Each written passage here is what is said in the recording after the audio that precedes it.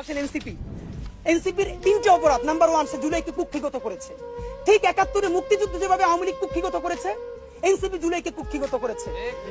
মুক্তিযুদ্ধ করেছে সবাই, আবমর, কৃষক, শ্রমিক, জনতা, জনযুদ্ধ। আওয়ামী লীগ এসে বললো আমি যুদ্ধের মালিক, সাথে দিল্লি সংবিধান লিখে দিল দিল্লি, এখানে আর একটা বাকশাল কায়েম করে এটা আওয়ামী লীগের গঠনতন্ত্র তারা বানাই ফেললো। জুলাইকে কুক্ষিগত তারা করেছে।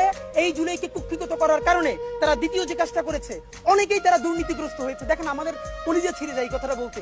আজ থেকে 10 মাস আগে যেই ছেলেটা দেখেছি সারা গায়ে আঘাতের চিহ্ন জুলাইয়ের আন্দোলন করতে গিয়া, সেই সব ছেলে মেয়ে মাত্র 8-10 মাসের মধ্যে কিভাবে কোটি টাকার মালিক হইতে পারে, এই চিন্তা আমাদেরও ঘুম আসে না। 10 মাস তো, আরে রাজনীতি তো আগামী 5 বছরের না, রাজনীতি তো 50 বছরের। কষ্ট করে বসে থাকলে আগামী বাংলাদেশ হয়তো আমাদের, জুলাই যোদ্ধাদের।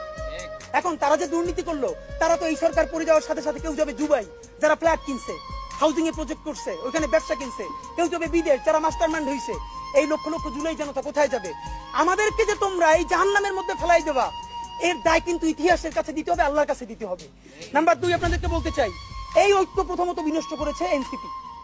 এই যে জুলাইয়ের বৃহত্তর ঐক্য, কত মনে করে ফেসবুক একটা আছে, আগেও বলছিলাম যে ফেসবুক অ্যাকাউন্ট সব ডক্টর ইউনূসের কাছে জমা থাকবে। মন চাইলে এই পোস্ট দেয়, আধা ঘন্টা পর ডিলিট দেয়, এরপর 3 ঘন্টা পরে হিসাবে দুঃখ প্রকাশ করে। ভাই এটা কি বাচ্চা কাচ্চাদের ওই হান্ডি পাতিল খেলা, যে ঠিক আছে খেলবো না, হারাই ফেরত দাও, একটু পরে এসে আবার ঠিক আছে খেলা শুরু করি? বাবা, তুমি যদি ইমোশনাল হও, তোমার যদি কবি সাহিত্যিক আর্টিস্টিক সেন্সটা বেশি থাকে, তুমি যদি অভিমানী বালক হও, তাহলে তুমি নাটক করবা, সিনেমা করবা, থিয়েটার করবা, আর্ট কালচার করবা। তোমার উপদেষ্টা হওয়ার মতো সিরিয়াস দায়িত্ব কে নিতে বলছে? আমরা যখন এটা সমালোচনা করলাম, তাদের ভাই বন্ধুরা আমাদেরকে কিয়ামত করে সমালোচনা করলো। তখন বললাম ভাই, তিনি বিদেশ চলে যাবেন, যেই সব ছেলে মেয়েরা তোমরা দেশে আসো, তোমরা দেশে থাকবা, তোমাদেরকে মানুষ ভালোবাসে। ভাইয়ের রাজনীতি কইরা জনগণের বিরুদ্ধে যাইও না। জনগণের বিপক্ষে গিয়ে ভাইয়ের রাজনীতি করলা, এখন তোমার ভাই তো তওবা করছে, তোমরা তওবা করবা কার কাছে? এই জন্য ইনসাফের উপরে থাকেন, নিজের বিবেকের উপরে থাকেন, বিবেক কোনোদিন বর্গা দিয়েন না। এবং সর্বশেষ, এই যে নিজেদের ক্ষমতাকে কুক্ষিগত করার জন্য বৈষম্য বিরোধী ছাত্র আন্দোলন, সারা বাংলাদেশের যে ফোর্স ছিল সেটাকে নাই করে দেওয়া হলো।